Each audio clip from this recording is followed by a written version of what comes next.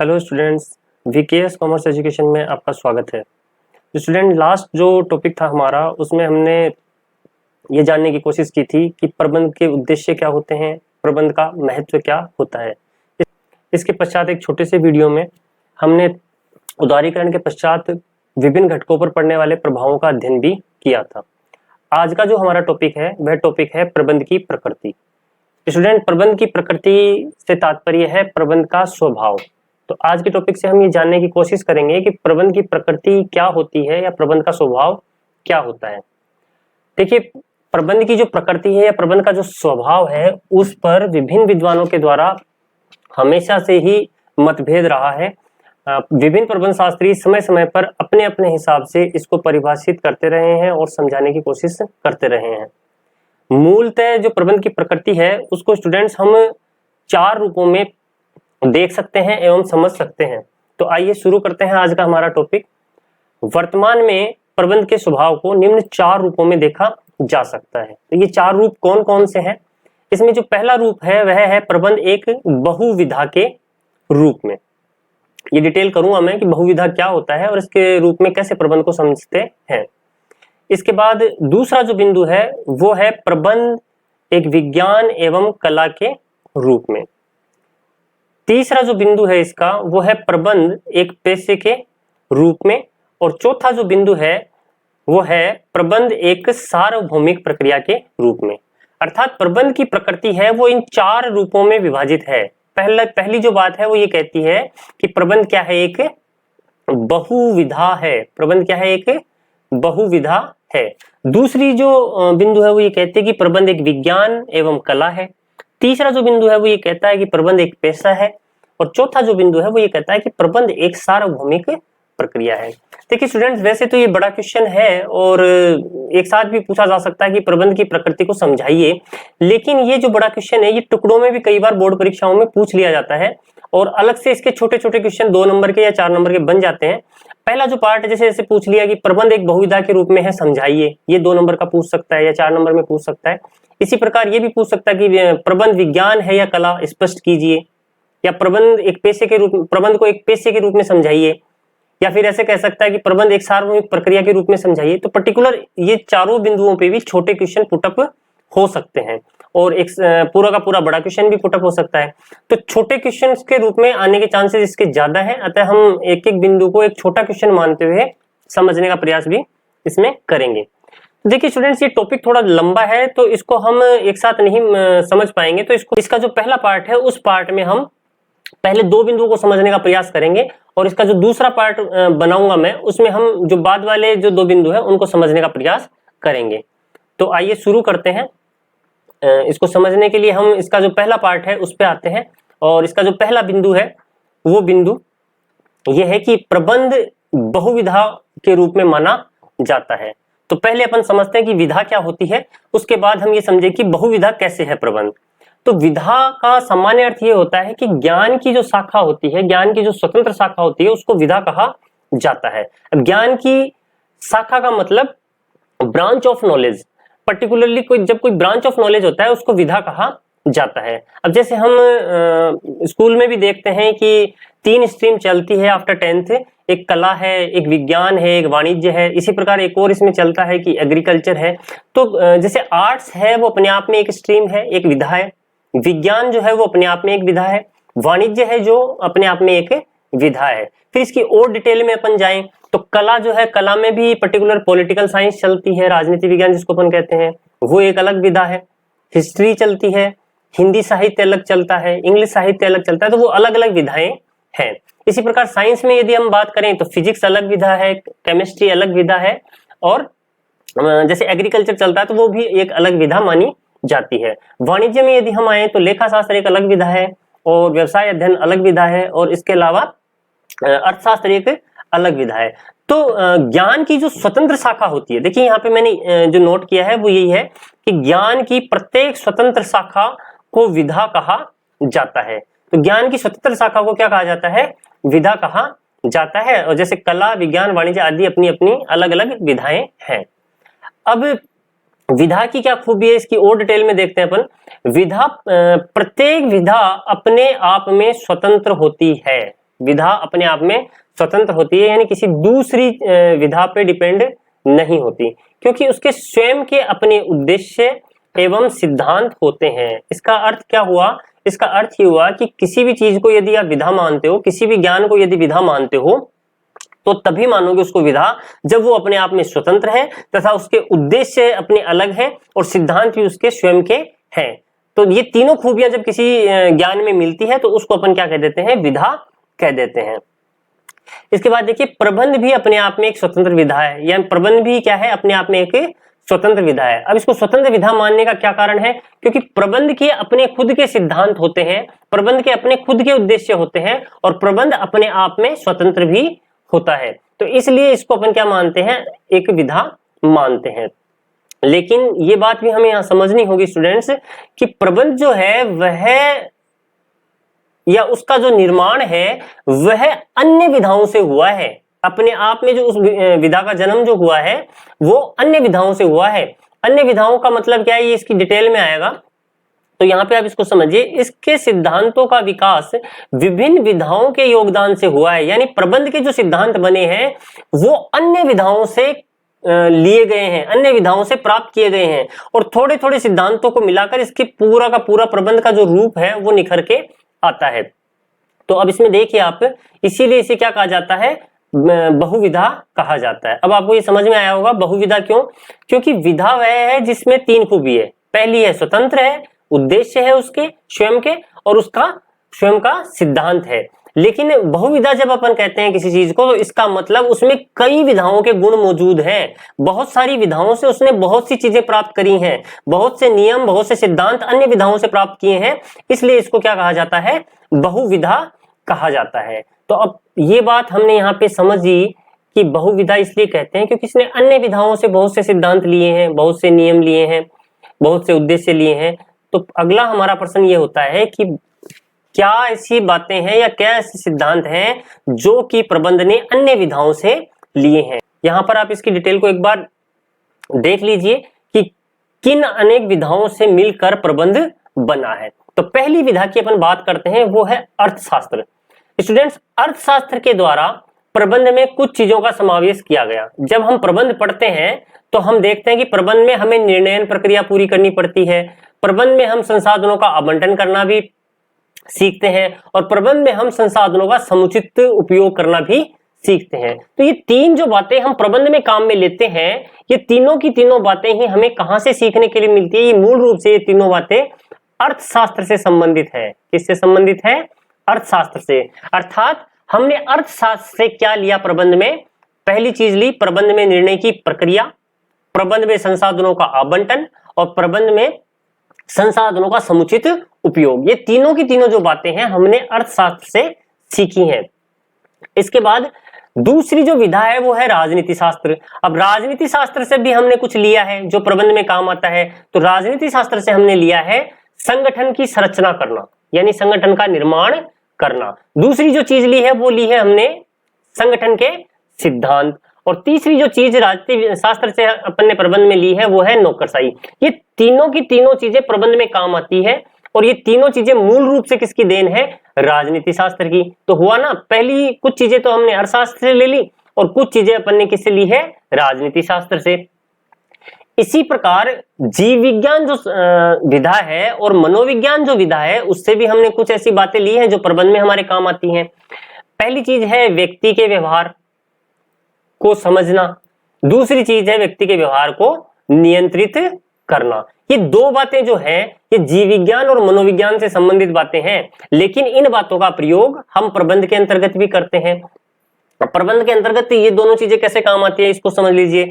प्रबंध के अंतर्गत व्यक्ति के व्यवहार को समझने की जरूरत बहुत ज्यादा होती है। जब हम लोगों का मैनेजमेंट कर रहे होते हैं, देखिए मैंने आपको बताया था कि उत्पादन के विभिन्न संसाधन होते हैं, उन संसाधनों में जो सबसे महत्वपूर्ण संसाधन होता है वो संसाधन होता है मानवीय संसाधन, और प्रबंध का जो मूल कार्य है वह मानवीय संसाधन के ऊपर ही नियोजन करना, संगठन करना, निर्देशन करना, नियंत्रण करना, ये सारे काम उसी पे डिपेंड करते हैं। तो जीव विज्ञान के माध्यम से व्यक्ति के व्यवहार को समझने व उसे नियंत्रित करने का प्रयास हम करते हैं, और ये बातें हमें प्रबंध के अंतर्गत भी करनी होती है और जीव विज्ञान के जो ये सिद्धांत है ये हमारे लिए बहुत उपयोगी यहाँ पर होते हैं। इसके बाद अगली जो विधा है वो है समाजशास्त्र। अब समाजशास्त्र के अंतर्गत हमने क्या सीखा प्रबंध के लिए, तो इसके अंतर्गत हमने सीखा व्यक्ति समूहों की अवधारणा व उनकी कार्य प्रणाली समझने में योगदान, यानी व्यक्तियों की जो समूह होते हैं वो किस प्रकार व्यवहार करते हैं और उनकी कार्य प्रणाली जो होती है वो किस प्रकार कार्य करती है। ये दो बिंदु जो है वो मूल रूप से समाजशास्त्र का पार्ट है, लेकिन प्रबंध के अंतर्गत भी हमें इन दो बिंदुओं की जरूरत पड़ती है। और इसके बाद एक लास्ट बात और इसमें आ जाती है, वो है मानव शास्त्र। मानव शास्त्र का अध्ययन भी प्रबंध के अंतर्गत हम करते हैं।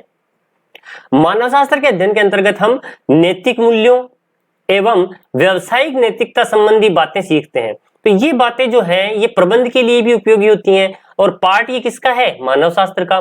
तो मानव शास्त्र के द्वारा प्रबंध को क्या दिया गया, नैतिक मूल्य दिए गए और व्यावसायिक नैतिकता दी गई। तो इस प्रकार स्टूडेंट ये वाला जो क्वेश्चन है कि प्रबंध बहुविधा है, बहुविधा बस इसीलिए कहते हैं इसको क्योंकि प्रबंध एक ऐसी विधा है जो कि बहुत सी विधाओं से मिलकर बनी है।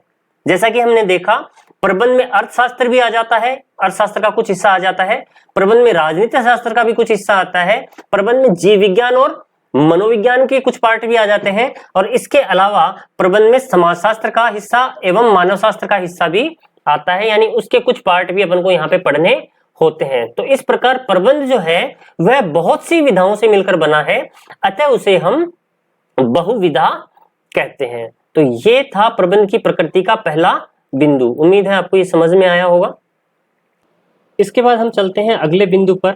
अगला बिंदु है हमारा कि प्रबंध एक विज्ञान है या फिर प्रबंध एक कला है।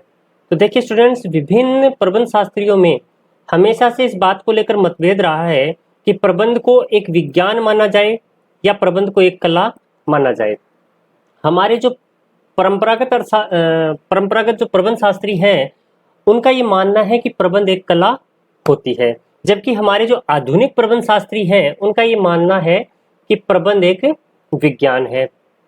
तो हम जब इस बात को समझना चाह रहे हैं कि प्रबंध विज्ञान है या प्रबंध एक कला है, तो उससे पहले हमें यह समझना होगा कि विज्ञान क्या होता है और कला क्या होती है। तो देखिए स्टूडेंट्स, इस क्वेश्चन के आंसर में पहले हम विज्ञान का अर्थ समझेंगे, विज्ञान की विशेषताओं को समझेंगे और इसके पश्चात हम कला क्या होती है, कला का क्या मतलब होता है, कला की क्या विशेषताएं होती हैं उनको समझेंगे।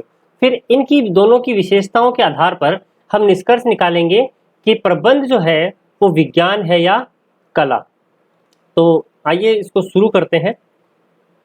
देखिए, प्रबंध एक विज्ञान है या कला, इसे समझने के लिए हमें यह समझना होगा कि विज्ञान क्या है एवं कला क्या होती है। तो पहले हम शुरू करते हैं विज्ञान का अर्थ। विज्ञान जो है वो किसी ज्ञान का क्रमबद्ध अध्ययन होता है। ये विज्ञान की पहली खूबी है कि विज्ञान जो होता है वह किसी ज्ञान का क्रमबद्ध अध्ययन होता है। जब हम स्टेप बाय स्टेप सीक्वेंस में किसी चीज को समझते हैं, लॉजिकली समझते हैं, तो वह चीज क्या कहलाती है, विज्ञान कहलाती है। और विज्ञान की जो अगली खूबी है वो है कि विज्ञान जो होता है वह कारण एवं परिणामों की व्याख्या करता है। विज्ञान कभी भी किसी चीज में अंधविश्वास नहीं करता। विज्ञान के सामने जब भी कोई घटना आती है तो पहले वह उसके कारणों को समझता है और कारणों का पता लगने के पश्चात ही उसके परिणामों की व्याख्या करता है। तो जब कारणों और परिणामों की व्याख्या होती है तो ऐसा ज्ञान जो होता है वो क्या कहलाता है, विज्ञान कहलाता है। इसके बाद विज्ञान की जो तीसरी खूबी है वो खूबी है कि विज्ञान जो होता है वह सिद्धांत व प्रयोगों पर आधारित होता है। तो विज्ञान में कोई तुकबंदी नहीं होती, कोई भविष्यवाणी नहीं होती।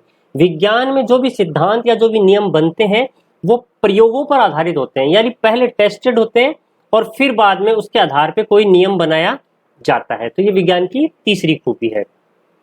इसके बाद विज्ञान की जो चौथी खूबी इसमें बताई है वो है विज्ञान के जो नियम होते हैं वो सार्वभौमिक रूप से लागू होते हैं। यानी विज्ञान का जो सिद्धांत है या नियम है वो पूरी पृथ्वी पर समान रूप से लागू होता है। इसको आप यूं समझिए, जैसे कि मान लीजिए एक पेड़ है सेब का और उस पे से सेब टूट के गिरा तो टूटने के बाद वो जमीन पे आएगा। अब सार्वभौमिक नियम ये है कि सेब जब टूटता है तो वो जमीन पे गिरता है, क्योंकि गुरुत्वाकर्षण का नियम लागू है। गुरुत्वाकर्षण का नियम का क्या मतलब है, गुरुत्वाकर्षण का मतलब है कि पृथ्वी विभिन्न वस्तुओं को अपनी ओर खींचती है। तो यह जो नियम है ये सार्वभौमिक रूप से लागू होता है। ये भारत में भी लागू हो जाएगा, अमेरिका में भी लागू होगा, जापान में भी लागू होगा। ऐसा तो है नहीं कि भारत में तो लागू है, सेब टूट के जमीन पे गिर रहा है, और अमेरिका में सेब टूट के आसमान की तरफ चला गया। तो ये विज्ञान का नियम है, इसलिए सार्वभौमिक रूप से लागू होता है, ये खूबी होती है। इसके बाद इसकी विशेषताएं जो है उनको एक बार और आगे डिटेल में देखते हैं। विज्ञान के जो सिद्धांत है वो स्थिति अध्ययन पर आधारित होते हैं। स्थिति अध्ययन का मतलब केस स्टडी की जाती है पर्टिकुलर, उस केस स्टडी के आधार पर ही निष्कर्ष निकाल के फिर विज्ञान के सिद्धांतों का निर्माण होता है। इसके अलावा ये बता ही चुका मैं आपको कि विज्ञान के जो नियम होते हैं वो सार्वभौमिक रूप से लागू होते हैं। नेक्स्ट इसकी जो विशेषता है वो है विज्ञान के जो सिद्धांत होते हैं वो प्रयोगों के आधार पर प्रतिपादित होते हैं। यानी कि नियम को बनाने से पहले बहुत सारे प्रयोग किए जाते हैं और उन प्रयोगों से जो निष्कर्ष निकलते हैं उन निष्कर्षों के आधार पर सिद्धांतों का निर्माण किया जाता है। इसके अलावा विज्ञान के जो सिद्धांत होते हैं वो सत्य और तथ्यों पर आधारित होते हैं। साइंस जो है वह किसी भी बात को तभी स्वीकार करती है जब वो सही हो और प्लस उसके पीछे कोई ना कोई फैक्ट्स हो। यदि फैक्ट्स नहीं होंगे, तथ्य नहीं होंगे, तो साइंस उसको कभी भी स्वीकार नहीं करेगा। और यही कारण है कि साइंस जो है वो भूत प्रेत वगैरह में विश्वास नहीं करती, क्योंकि उनके कोई फैक्ट्स नहीं होते। पुनर्जन्म में विश्वास नहीं करती क्योंकि उसके पीछे कोई फैक्ट्स नहीं होते। जब फैक्ट्स होते हैं तो साइंस उस चीज को स्वीकार कर लेती है। इसके बाद जो नेक्स्ट पॉइंट है वो है ये सिद्धांत कारण व परिणाम में संबंधों को प्रदर्शित करते हैं। तो साइंस की एक खूबी है कि साइंस जो होती है वो प्रत्येक घटना के कारण में जाती है और कारण के आधार पर उसके परिणामों की व्याख्या करती है। यदि कारण और परिणाम की व्याख्या नहीं हो रही है इसका मतलब है विज्ञान नहीं है। तो विज्ञान के जो सिद्धांत होते हैं वो कारण और परिणाम में संबंधों पर आधारित होते हैं या संबंधों को प्रदर्शित करते हैं। इसके बाद देखिए स्टूडेंट्स, इसका अगला जो पॉइंट है विज्ञान की खूबी का या विज्ञान की विशेषता का, वो है सिद्धांतों का प्रयोग समस्या के समाधान हेतु किया जाता है। यानी साइंस के जो भी सिद्धांत बनते हैं, जो भी नियम बनते हैं, वो विभिन्न समस्याओं के समाधान हेतु तैयार किए जाते हैं। इसके अलावा विज्ञान जो है वह उसके जो सिद्धांत होते हैं वो कठोरता से लागू होते हैं। विज्ञान के जो सिद्धांत है वो हार्डली लागू होंगे। ऐसा नहीं है कि एक स्थान पे लागू हो जाएं और दूसरे स्थान पे लागू नहीं होंगे। वो दिन रात 24 घंटे और प्रत्येक काल परिस्थिति में समान रूप से लागू किए जा सकते हैं। तो ये विज्ञान की विशेषताएं हमने इसमें देखी। इसके बाद देखिए कला क्या होती है, कला का मतलब क्या होता है और कला की विशेषता क्या होती है। तो यहाँ आप ये समझ लीजिए कि कला जो होती है वो है किसी कार्य को संपादित करने की सर्वोत्तम रीति, कला कहलाती है। जब हम किसी कार्य को करते हैं और दूसरों से बेहतर करते हैं या जो सबसे अच्छा तरीका है उस तरीके से करते हैं तो उसको अपन क्या कहते हैं, कला कहते हैं। तो कला जो होती है, जैसे पीछे अपन ने देखा था विज्ञान जो है वो नियमों पे आधारित है, सिद्धांतों पे आधारित है, लेकिन कला जो होती है उसके लिए न तो कोई नियम लागू है न ही कोई सिद्धांत लागू है। अब जैसे जनरल बात कर लें अपन, जैसे कोई चित्र बना रहे हैं तो चित्र बनाना एक कला है, एक आर्ट है। तो चित्र बनाने के लिए कोई नियम नहीं है, कोई सिद्धांत नहीं है। चित्रकार के दिमाग में जो परिकल्पना आई उसी के आधार पर चित्रकार अपना चित्र बनाते चला गया।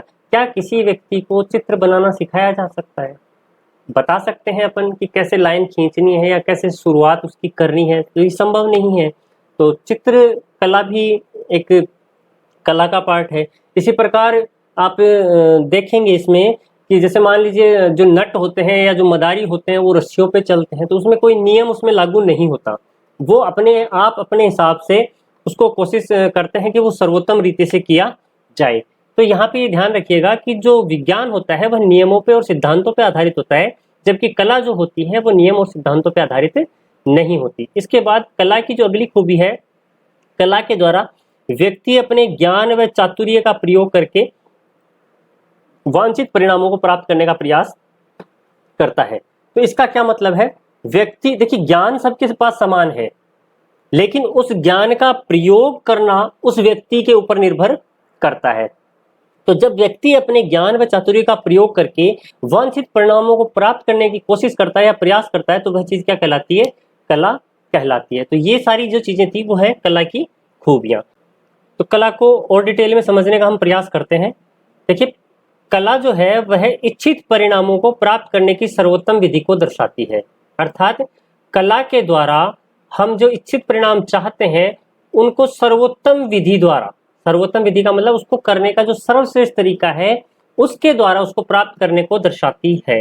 यानी किसी कार्य को करने की जो सर्वोत्तम रीति होती है वही कला कहलाती है। इसके बाद जो इसका नेक्स्ट पॉइंट है वो है व्यक्तिगत ज्ञान व चातुर्य पर निर्भर करती है। कला जो है वह व्यक्ति दर व्यक्ति अलग हो जाती है। किसी एक ही कार्य को करने की जो क्षमता है वो किसी एक व्यक्ति में तो है और किसी में दूसरे व्यक्ति में नहीं है, या फिर किसी व्यक्ति में ज्यादा होती है और किसी व्यक्ति में कम होती है। कोई व्यक्ति अच्छा डांसर हो सकता है, कोई व्यक्ति अच्छा सिंगर हो सकता है। तो यह व्यक्तिगत ज्ञान पे निर्भर करती है। कला व्यक्तिगत ज्ञान पे निर्भर करती है, मतलब व्यक्ति दर व्यक्ति अलग अलग हो सकती है। इसके अलावा यह व्यक्ति के चातुर्य पर भी निर्भर करती है, यानी उसकी जो समझ है उस पर भी पूर्णतः निर्भर करती है। तो कला जो है वह सिखाई नहीं जा सकती, बल्कि व्यक्ति का खुद का ज्ञान और उसका खुद का चातुर्य ही उस पर काम करता है। इसके बाद अगला जो बिंदु है वो है आपका कला का सीधा संबंध व्यवहारिकता से है और अभ्यास से है। देखिए, कला जो है वो नियमों से परे है, सिद्धांतों से परे है। यह लाइफ का जो प्रैक्टिकल पार्ट होता है उसको अपन क्या कहते हैं, कला कहते हैं। व्यवहारिकता है ये, इसको सिद्धांतों के आधार पे या नियमों के आधार पे नहीं आंका जा सकता। और कला की एक खूबी ये भी है कि कला जो होती है वह अभ्यास से बढ़ती है, यानी जैसे जैसे आप अभ्यास करेंगे वैसे वैसे आपकी कला सुधरती चली जाएगी। एक कहावत है, आपने सुनी होगी कि करत करत अभ्यास जड़मति भये सुजान। यानी यदि आप प्रैक्टिस करते चले जाते हैं तो आपकी जो कला होती है, आपकी जो आर्ट होती है उसमें सुधार होता चला जाता है। जैसे आपने देखा होगा ना, सिंगर अभ्यास करते हैं तो उनका जो गाना होता है वो और मधुर होता चला जाता है, और पेंटर यदि अभ्यास करता है तो उनकी पेंटिंग और अच्छी होती चली जाती है। तो कला का जो संबंध है वो किससे है, अभ्यास से है। तो देखिए स्टूडेंट्स, हमने ये देखा कि विज्ञान क्या होता है और कला क्या होती है। अब हम इन दोनों की खूबियों को समझने के पश्चात उसका जो आकलन है वो प्रबंध के संदर्भ में करेंगे। तो देखते हैं क्या होगा इसमें। देखिए, यदि उपरोक्त विज्ञान व कला के अर्थ व विशेषताओं का विश्लेषण किया जाए तो बहुत सी विशेषताएं ऐसी हैं जो कि प्रबंध में मौजूद है। देखिए, ऊपर जो विज्ञान की जो विशेषताएं हैं इनमें से कुछ विशेषताएं ऐसी हैं जो कि किसके अंदर मौजूद है, आपकी प्रबंध में मौजूद है। इसके अलावा कला की जो विभिन्न विशेषताएं हैं उनमें से कुछ विशेषताएं जो है वो भी प्रबंध में मौजूद है। लेकिन विज्ञान की जो सारी विशेषताएं होती हैं वो सारी विशेषताएं प्रबंध में मौजूद नहीं है। जैसे कि विज्ञान की तरह प्रबंध के सिद्धांतों को भी प्रयोग के आधार पर प्रतिपादित किया जाता है। यानी कि विज्ञान के जो सिद्धांत होते हैं वो प्रयोग पे आधारित होते हैं और प्रबंध के जो सिद्धांत होते हैं वो भी प्रयोग पे आधारित होते हैं। तो ये खूबी दोनों में समान है।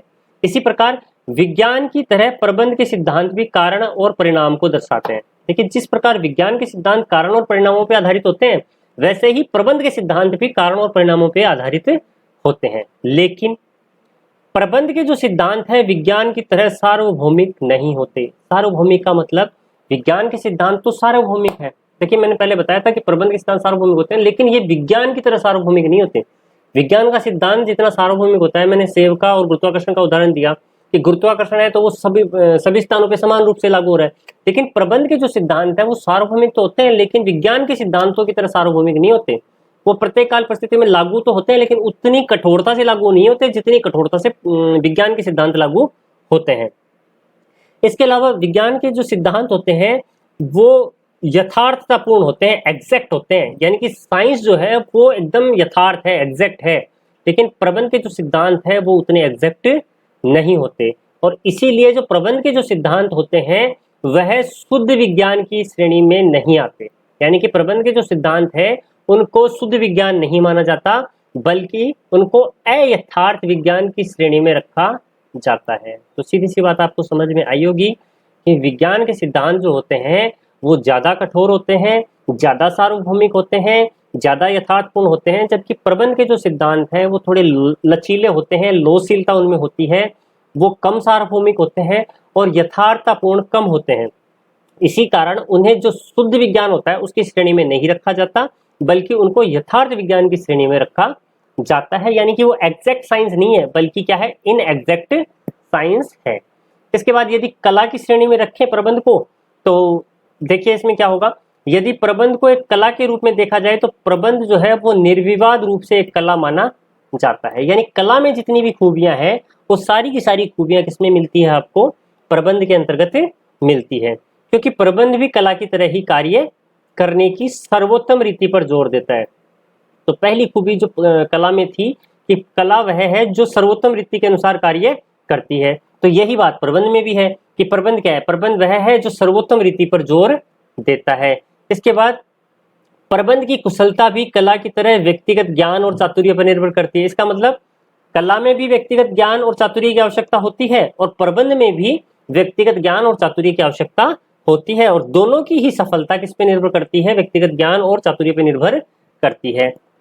इसके अलावा कला की एक खूबी और बताई थी मैंने कि कला जो होती है वह अभ्यास से संबंधित है, यानी जितना ज्यादा अभ्यास अपन करेंगे उतनी ही आपकी कला अच्छी होती चली जाएगी, और यह बात जो है वह प्रबंध पे भी लागू होती है।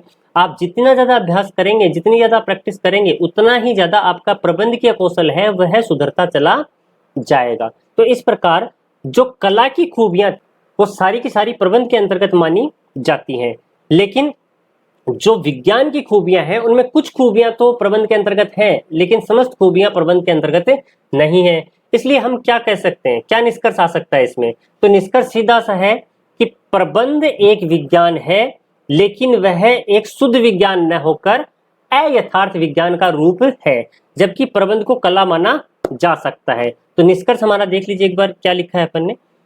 उपरोक्त विश्लेषण के आधार पर हम यह कह सकते हैं कि प्रबंध जो है वह एक विज्ञान एवं कला दोनों है, किंतु यह यथार्थ विज्ञान न होकर एक अयथार्थ विज्ञान है। इस प्रकार से हम उपरोक्त जो विश्लेषण अपन ने किया है उसका निष्कर्ष यहाँ पे लिख सकते हैं। तो स्टूडेंट्स, इसके जो दो बिंदु थे प्रबंध के स्वभाव या प्रबंध की प्रकृति के, पहले दो बिंदु मैंने आपको यहाँ पे इस वीडियो के माध्यम से समझाए हैं। अगले वीडियो में हम देखेंगे कि प्रबंध एक पेशे के रूप में कैसे होता है और प्रबंध एक सार्वभौमिक प्रक्रिया के रूप में कैसे होता है। तो ये जो दो पॉइंट है ये नेक्स्ट वीडियो में अपन देखेंगे। उम्मीद है आपको ये वीडियो पसंद आया होगा। यदि आपकी इस वीडियो से रिलेटेड कोई क्यूरीज हैं तो कमेंट बॉक्स में कमेंट करिए, मैं इसके उत्तर अवश्य दूंगा। Thank you for watching this video.